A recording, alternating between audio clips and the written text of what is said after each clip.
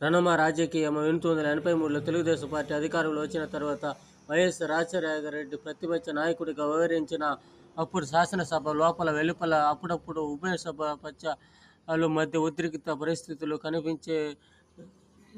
కనిపించేవి. కానీ ఇప్పటిలా ముఖ్యమంత్రి ప్రతిపక్ష నాయకుడు ముఖాముఖి కలుసుకోలేని పరిస్థితులు ఉండేవి కావు.